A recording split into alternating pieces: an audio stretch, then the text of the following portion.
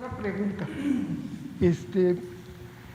En enero de este año, el gobierno dio de baja o canceló una empresa filial de Pemex que se llama PMI, que se llamaba PMI Holding o algo así. Esta empresa tenía un funcionamiento muy raro. Esto se hizo a finales de los 80 por Pedro Aspe Armella. Esta empresa era una filial de Pemex que tenía la misión de bajar la carga fiscal. No tenía empleados, pero ese sí, llevaba todas las negociaciones de Deer Park. O sea, ellos fueron los que adquirieron la mitad de la refinería de Deer Park en Texas. Ellos eran los que negociaban cuántos barriles de petróleo de tipo Maya se llevaban allá y se regresaba ese petróleo con gasolina, pero se vendía, aunque éramos socios, el precio que se le daba a México pues era el precio internacional, no había ningún precio extra. Y hay la sospecha de que esta empresa que manejaba millones y millones de dólares, ponía ese dinero en paraísos fiscales. Hubo denuncias, se hizo un arqueo, una auditoría a esta empresa que no tenía empleados, que podríamos decir que es fantasma. Esa sería la pregunta, o sea, se dio de baja, pero se hizo una auditoría después de tantos años de estar esta empresa manejando millones de dólares con poca transparencia y este dinero muchas veces no llegaba a las arcas de la Secretaría de Hacienda. Sí, estamos limpiando Pemex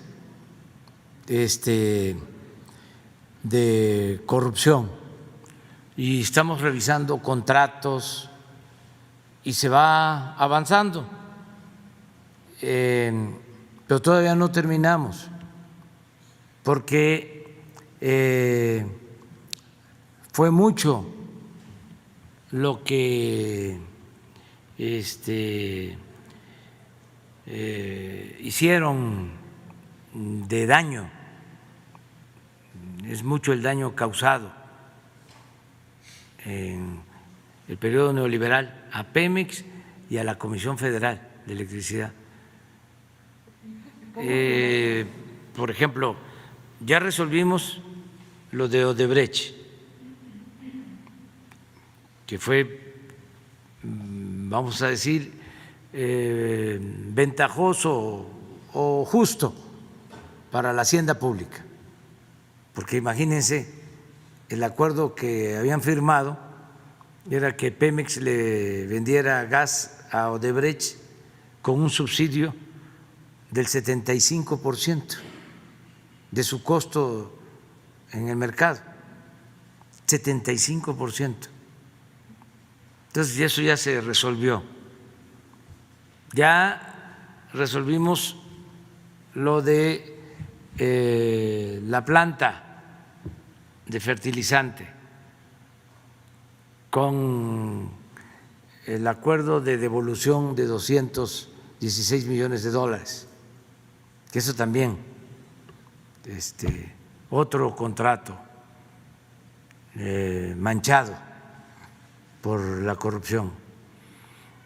Ya resolvimos el darle continuidad, que estaba enredadísimo, era una maraña,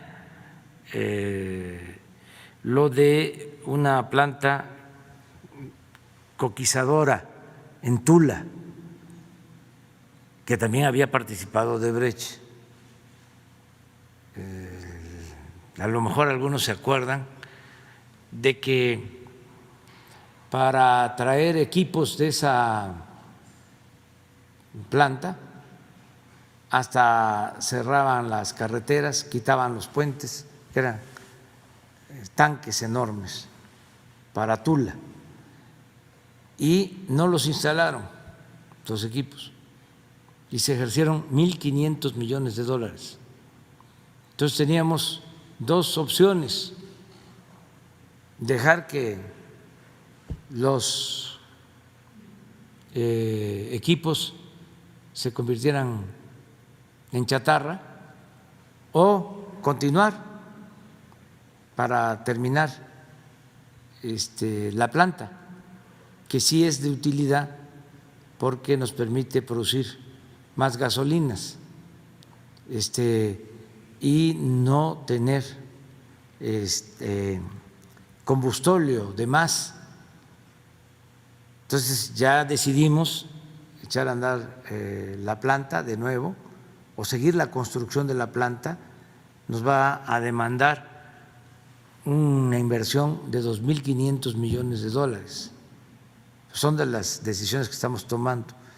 Estos corruptos que manejaron Pemex en el periodo neoliberal llegaron a vender plantas de nitrógenos para producir nitrógeno dentro de las refinerías. O sea, no vendieron toda la refinería, pero sí plantas que eran de Pemex. Entonces, ahora se están adquiriendo esas plantas y se están revisando contratos. Se hizo un escándalo, ¿se acuerdan? Cuando había un tesoro, decía la publicidad, en el fondo del mar, que había que sacarlo, porque había muchísimo petróleo y mucho gas en las aguas profundas. Esto para los jóvenes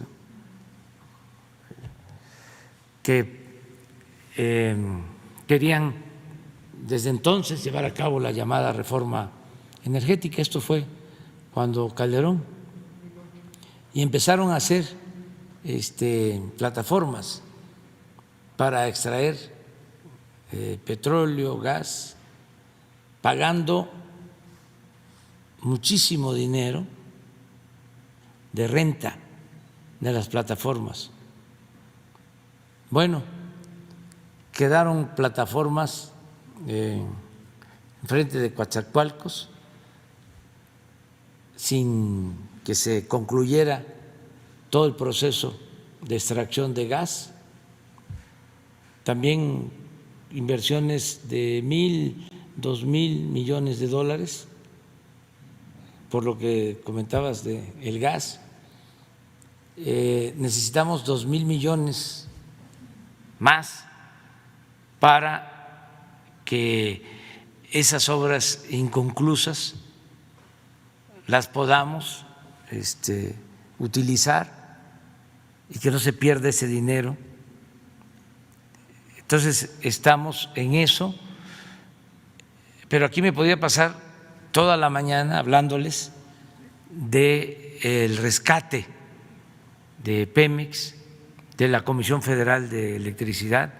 Lo que yo les comentaba, fíjense la gran injusticia de que les daban contratos para comprarles la energía eléctrica a precios elevadísimos, con subsidio a las empresas particulares, pero además les daban los créditos con la banca de desarrollo,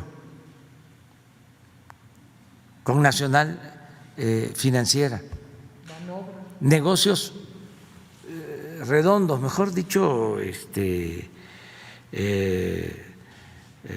actos. Les voy a mostrar algo, porque quiero que enterando cada vez más de la lámina de son dos, de gasolina y de diésel, por las aduanas. Todavía no terminamos de limpiar las aduanas. Señor presidente, ¿y cómo sería la relación, ahora que ya no existe PMI, entre Pemex y Deer Park? ¿Cómo se va? Porque estamos atendiendo ese asunto, porque en efecto, esta fue una refinería que se construyó en el tiempo de Salinas y en vez de hacerse aquí, se hizo en Texas. Y Pemex aportó el 50% y Shell el otro 50%. Nada más que en efecto desde entonces Pemex no ha tenido utilidad. Ni ha habido transparencia. Porque la administración, de acuerdo al contrato, la lleva Shell y han decidido que la utilidad se reinvierta en la refinería. De modo que desde que se construyó no ha habido beneficios para México. Si acaso el que se pueda procesar crudo mexicano, pero se vende, como tú dices, al mismo precio o lo compran al mismo precio, y en los últimos años hasta han bajado la compra del crudo. Entonces, pero así como eso, tenemos muchas otras cosas. Tenemos la venta de las acciones que se hicieron en la época de Felipe Calderón, acciones de Pemex que tenían Repsol, que se vendieron a muy bajo precio y que apenas las adquirió Repsol, se fueron para arriba en el mercado financiero. Pero muchísimas cosas se dedicaron a saquear, por eso es el enojo que tienen. A ver si están las láminas. Sí, de aduanas, nada más para que… Y esto además, porque se los mando a avisar a los contrabandistas y a los distribuidores. Miren,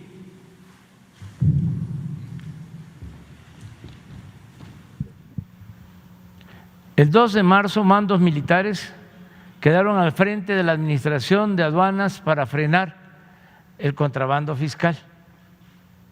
Tomamos esa decisión de que en los puertos, la Marina y en las aduanas de la frontera, la Secretaría de la Defensa. Como resultado, se estima que durante el mes de marzo las ventas de gasolinas y diésel incrementaron 47.8 millones de barriles diarios, lo que representa 6.7 de las ventas totales. O sea, Pemex vendió más. Sí. Esto implicó un incremento en los ingresos en Pemex de 2.345 millones de pesos. Y el país recibió por impuestos a los combustibles 2.338.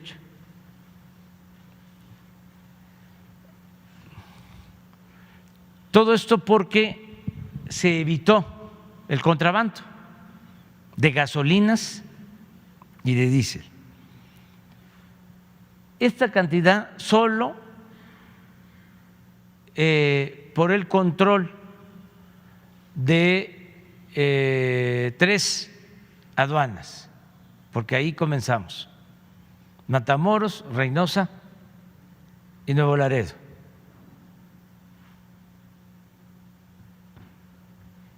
Eso es lo que tenía estimado Pemex.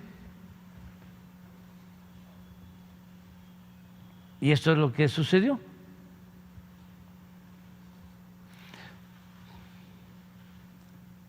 Pero, terminando marzo,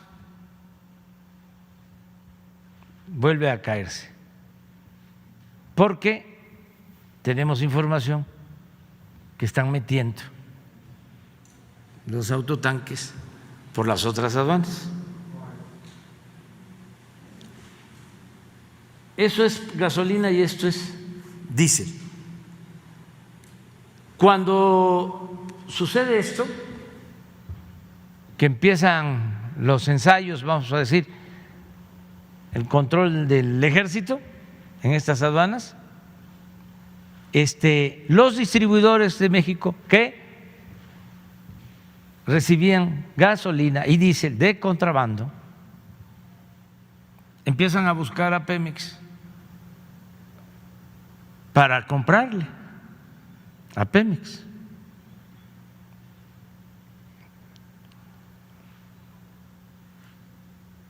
Y estuvieron comprando. No lo hacían, tenía tiempo.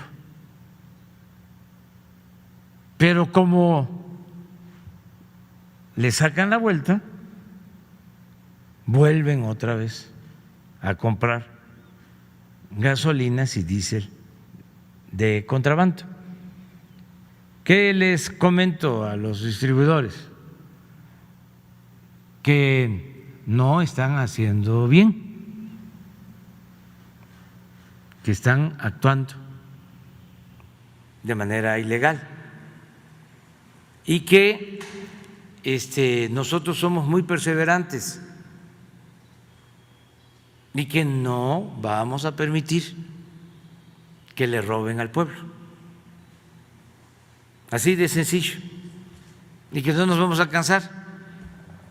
Entonces, ayer ya tuvimos una reunión y di la instrucción de que todas las aduanas de la frontera van a estar a cargo de la Secretaría de la Defensa y todas las aduanas de los puertos van a estar a cargo de la Secretaría de Marina.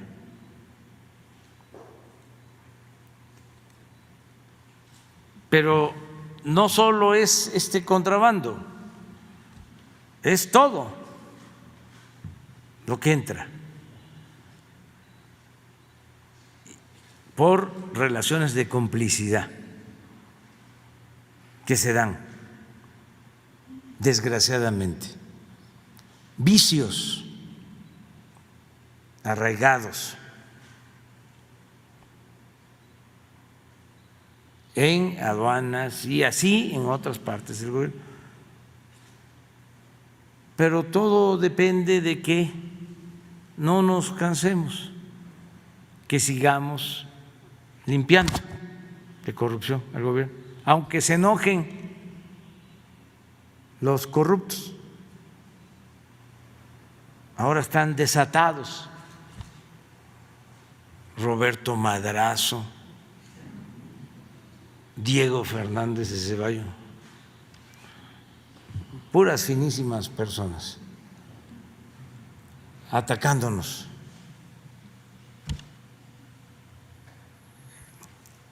Sobre todo porque vienen las elecciones y le están subiendo el volumen, están desesperados, ofuscados, porque están viendo que la gente pues ya ha tomado conciencia, cosa que me da muchísimo gusto, mucho gusto, de que la gente cada vez está más despierta. Entonces, todas estas campañas en contra del gobierno ya no tienen el efecto que tenían antes.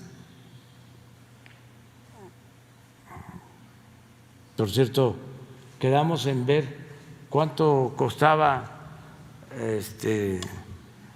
votar en el extranjero, cuánto tenía de presupuesto el INE. ¿Tienen el presupuesto? Ah, bueno, pero entonces háganlo, porque sí tenemos que tener. ¿Cuánto es el presupuesto?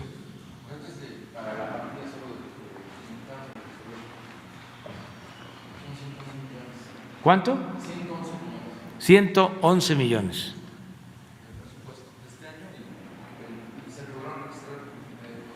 A ver, hagan ahí la división para ver cuánto cuesta cada voto. 3.434 pesos por voto. Si votaran todos.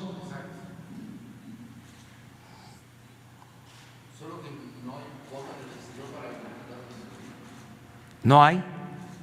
Ah, es para gobernadores. Muy bien.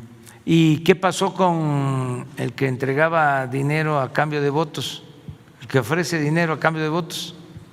¿Fue cierto o no? Sí, es cierto. A ver, pon la imagen.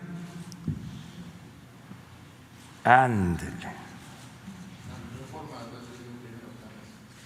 Reforma. Pues es que es candidato de Reforma, del Partido de Reforma, del Partido del Norte.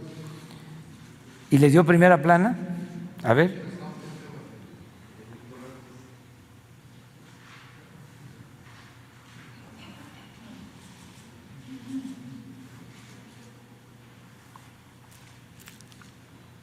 A ver a la gente, que el presidente que viene de una lucha de años por hacer valer la democracia, no denuncie esto, porque es injerencia en lo electoral. ¿Que no todos los mexicanos tenemos la obligación de hacer realidad la democracia?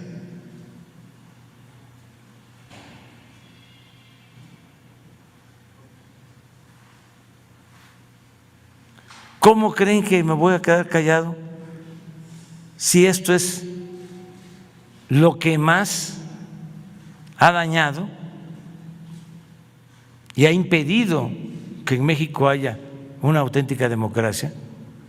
¿Cómo me voy a quedar callado ante la compra del voto?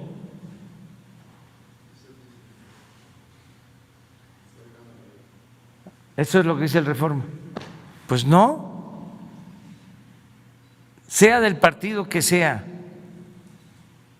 si hay acciones fraudulentas, se tienen que denunciar. Si no, ¿para qué se reformó la Constitución? Con el propósito de que el fraude electoral sea considerado delito grave. ¿Para qué tenemos la Fiscalía Electoral?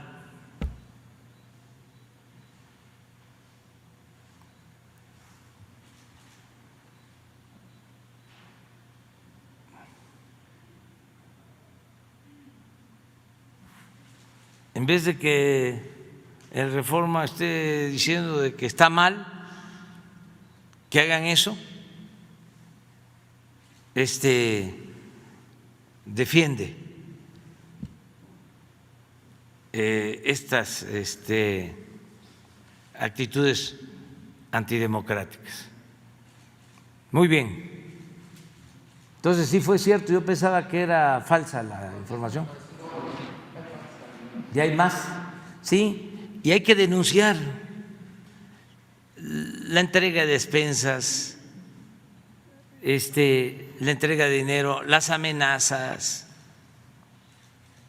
todo. Todos tenemos que ayudar Estas tienen que ser las elecciones más limpias, libres en la historia de México. Cuidar eso y no estar pensando que la democracia la van a garantizar el INE, el TRIFE o el Reforma,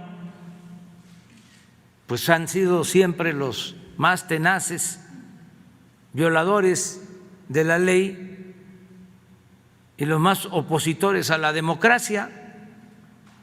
La paradoja es de que el INE, en vez de garantizar la democracia, ha sido creado y funciona en los hechos para impedir la democracia. Eso es lo que estamos viendo, porque esto no lo ve el INE, se hacen de la vista gorda.